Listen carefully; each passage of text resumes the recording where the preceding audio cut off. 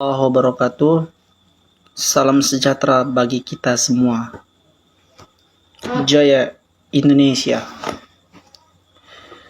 Hormat saya yang sebesar-besarnya kepada Bapak Jenderal TNI Andika Perkasa. Saya selaku generasi muda penerus bangsa Republik Indonesia menanggapi pernyataan yang dinyatakan oleh Bapak Jenderal TNI Andika Perkasa terhadap apakah adanya dasar hukum bahwa anak PKI atau underbow PKI dilarang untuk menjadi seorang TNI. Jika dilihat dari peraturan perundang-undangan sesuai dengan hierarki perundang-undangan yang diatur di dalam pasal 7 junto pasal 8 Undang-Undang Nomor 12 Tahun 2011 tentang pembentukan peraturan perundang-undangan, mulai dari Undang-Undang Dasar 1945 sebagai peraturan perundang-undangan yang paling tertinggi hingga turunannya, tidak ada mengatur secara eksplisit mengenai bahwasannya anak PKI atau underbow PKI dilarang menjadi seorang TNI. Namun jika dilihat dari sumber hukum yang berlaku di Indonesia, mohon maaf sebelumnya Pak, sumber hukum yang berlaku di Indonesia bukan hanya berdasarkan peraturan perundang-undangan, namun sumber hukum yang berlaku di Indonesia ada dua, yaitu sumber hukum material dan sumber hukum formil.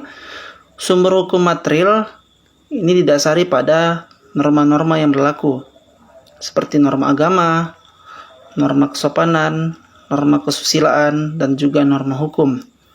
Sedangkan sumber hukum formil yang berlaku di Indonesia, mohon maaf Pak, yaitu undang-undang, kebiasaan, jurisprudensi atau putusan hakim, traktat atau perjanjian internasional, dan doktrin atau pendapat para ahli.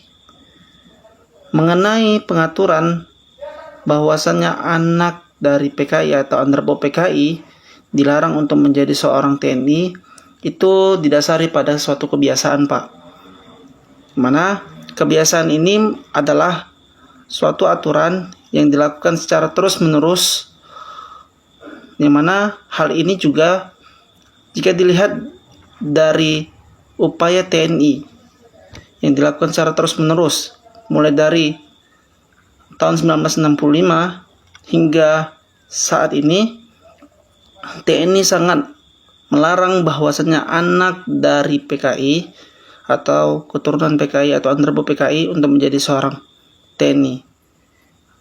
Alasan yang menjadi kebiasaan TNI untuk melarang anak PKI atau underbow PKI ini menjadi seorang TNI dikarenakan jika dilihat dari sejarah Indonesia dulu, di tahun 1965 terjadi pergejolakan yang mana adanya pemberontakan gerakan 30 September Partai Komunis Indonesia yang korbannya adalah 6 perwira tinggi dan 1 perwira pertama. Dan itu merupakan korban dari pemberontakan Partai Komunis Indonesia, dan korbannya itu adalah TNI. Dan bukan hanya itu Pak, yang kita ketahui secara bersama bahwasanya pada saat sebelumnya Jenderal Sudirman juga memerangi permasalahan